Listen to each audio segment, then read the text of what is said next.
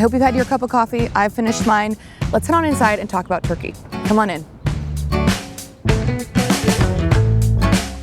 For a lot of people, making a holiday turkey is one of the hardest dishes you'll make all year. We're waiting. My name is Lauren, and I'm gonna take you through the process of making a simple, delicious, oven-roasted turkey, and hopefully have some fun along the way. Nope. Nope. So it's early November, you just put your Halloween decorations away, and now it's time to start thinking about your Thanksgiving turkey. So if you're a little bit nervous because you're cooking for Grandma Gusty for the first time, I am, you might be wondering what you need for Thanksgiving. What kind of turkey do you need? Are you gonna brine it? Are you not gonna brine it? Are you gonna stuff it? There are a lot of things to consider, and we'll cover all of those. But the first thing you need to determine is what kind of turkey to get, fresh versus frozen. And there's no better place to do that than in the grocery store.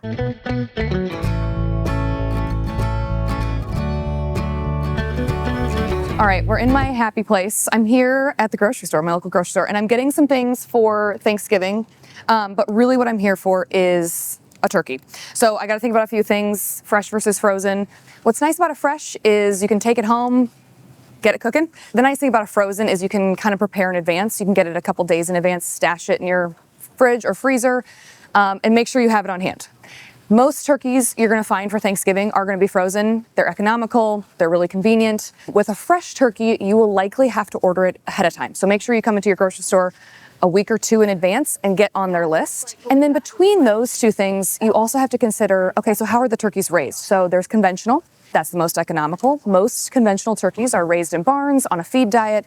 And then from there, you're gonna get a little bit more pricey. So you're gonna get free range, has to have access to the outdoors, which means they have a little bit more movement potentially. They're probably still on a grain-fed diet. Pasture raised have to be grown outdoors, so they definitely are moving more and they're eating what's outside. And then you have your most expensive turkey, which is gonna be a heritage turkey. They're raised outdoors, they're eating outdoors, they tend to live a little longer, so they have a gamier texture and a gamier flavor.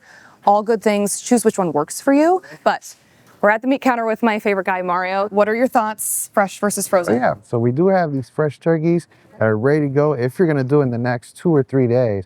Well, frozen, you know, we have that all the time. Okay, I messed up, sorry guys. I feel you. So if I'm thinking about a frozen, do you have one of those on hand by chance? Yes, I do. Let me go grab that for you, okay? Thank you. Here's your there she is, thank turkey. you. All right, ready to go. I will make sure to put it in the fridge so it starts thawing. I don't want you mad at me. All right, yeah. Thank you. Thank you, See have a good day. All right, the next thing I need to consider is how I'm gonna prepare the turkey. I know I wanna brine it, which usually means I need to get salt, sugar, herb seasonings. I'm gonna go the easy route, I'm gonna get a kit. It's really reliable, it's always delicious. But with brining, I do need to consider the treatment, if any, the turkey has undergone. So you will oftentimes see turkeys pre-brined or injected or kosher, which has salt added on the outside of the turkey. All of those are seasoning and salting your turkey. But that is what brining is gonna do as well. So for brining, you want a turkey with no additives, no salt added. And then after brining, we need to consider how we're gonna cook this thing. I wanna roast it. Since I'm brining, I'm getting the juiciness. Since I'm roasting, I'm getting great color and flavor. But you could also fry it, which is great for a juicy turkey. You could also smoke it for flavor. We're just gonna go the classic brine and roast route, because that's what I love. So I'm gonna get this home, thawed, and in the brine, and we're gonna get the show on the road.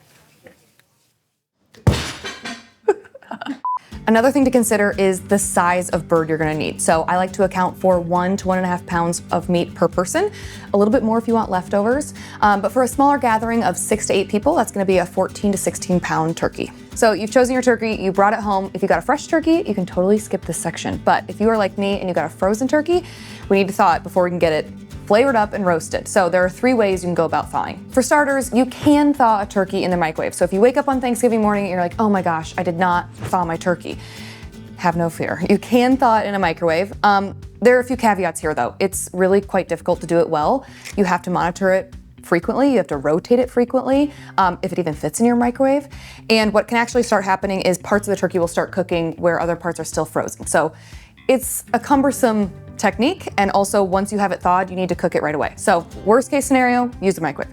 Second worst case scenario, if you, again, woke up on Thanksgiving morning, you're like, oh, it's not thawed. You can thaw it in a cold water bath. I like to do this for smaller cuts, but you can do it for a large turkey. What this entails is putting it in a cold water bath and letting it slowly come up to temperature. You're gonna have to change that water frequently, because the risk with this is that that cold water is actually gonna start to warm up, and that's where you get into the temperature danger zone. So you wanna avoid that. You're gonna need to switch that water out every 30 minutes. So it's a little bit more time intensive. You gotta be hands-on, but it's definitely doable. But the best way is to slowly do it over a couple of days in the refrigerator. So bring your frozen turkey home, put it on a baking sheet, clear some space in the fridge, and pop in the fridge and just set it and forget it. For every 4 pounds of turkey you have, you need a day of thawing. So for a 16-pound bird, you need 4 days. So if you put your turkey in the fridge on Saturday, it'll defrost for 4 days, and then you have an extra day for brining, which we'll talk about later.